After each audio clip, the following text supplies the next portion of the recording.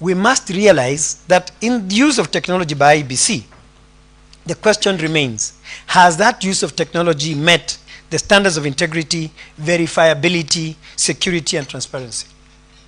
And I again prophesy that in the 2027 election, there is no doubt that technology will be the functionary and core question that we must address in the election petition subsequent to the elections.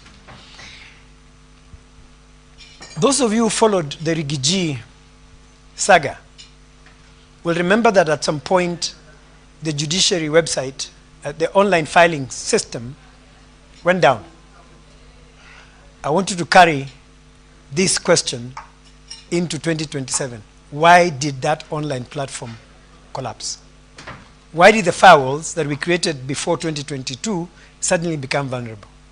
And imagine what may happen in 2027. I will say no more, but think about it. Let me quickly speak about disinformation and misinformation in the electoral cycle.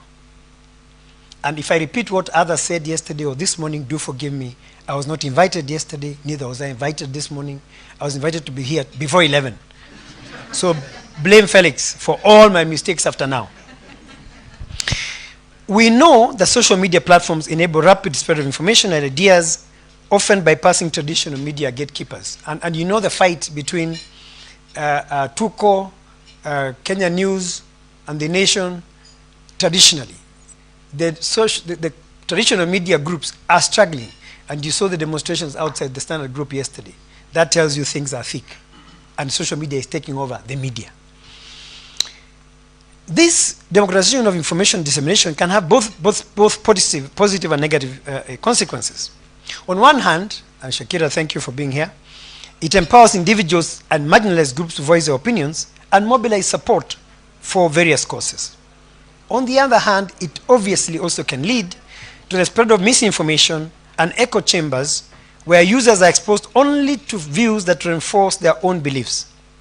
This phenomenon has significant implications for judicial independence, as public opinion shaped by social media can pressure judicial outcomes. Not every judge has a thick skin like the Moran from Samburu called Lenaola, who has suffered tremendously in social media.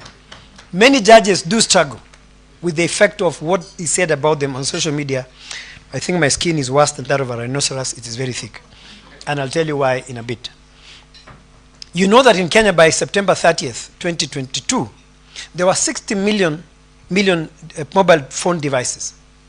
That is higher than the population of Kenya, connected to mobile networks in Kenya, out of which 32.9 million were feature phones, while 27.9 million were smartphones.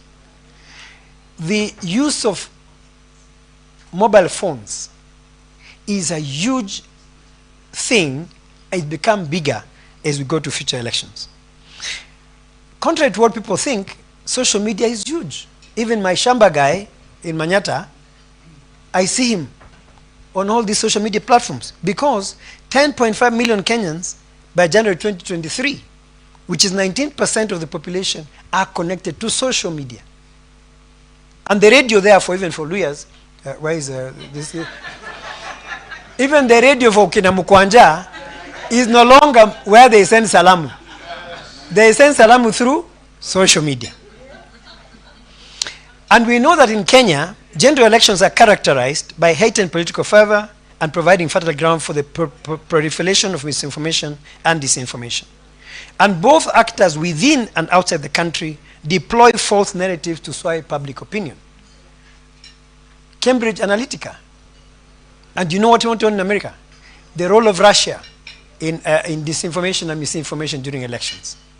Who tells you we are not next?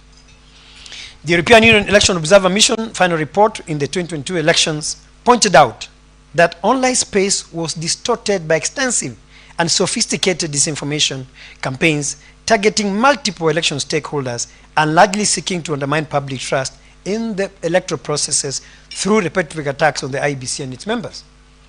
And you know that after the, during the petition for the presidential election petition 2022, judges took a lot of flack, myself included. 9 Twitter accounts were opened in my name. 9 Facebook accounts open in my name, including one which had the picture of Vera Sidika. Why they chose Vera, who I don't know, I don't know. But if you go to Facebook, I've tried to remove all others, but if you go to my Facebook account, just type on Facebook Isaac Lenaola, Vera Sidika will appear very buxom-like, and you can see I don't have much of a waist, so we have no commonality. And the effect really is that the intention is to threaten, to intimidate, and to ensure that the judgment of the court goes a particular way. And that's not just myself, but also judges of the court. Hashtags were extensively used by parties to push narratives, create trending topics, criticize opponents, and spread disinformation campaigns. In one of my social media pages, what they would do is they would post as if it's me who has posted. And then now they post, they populate it with attacks on the court, attacks on me, in ways that I would be very, very surprised that they did. So in 2022, and certainly in 2027, there was a significant increase in disinformation and hate speech online, circulating on various media social platforms and across all the other platforms. Responses by key stakeholders on these things were very, very poor. The role of the National Council on National, what is Kobia's outfit called? Cohesion and integration was zero. They took too long. IEBC was busy conducting the election or organizing the election. IEBC similarly had difficulties managing the language of social media. We also know that no reports of warnings, arrests, or investigations relating to such problematic content were made, and we know that in fact very few were ever arrested for those things. I had in my paper the legal framework for all these things, the Constitution.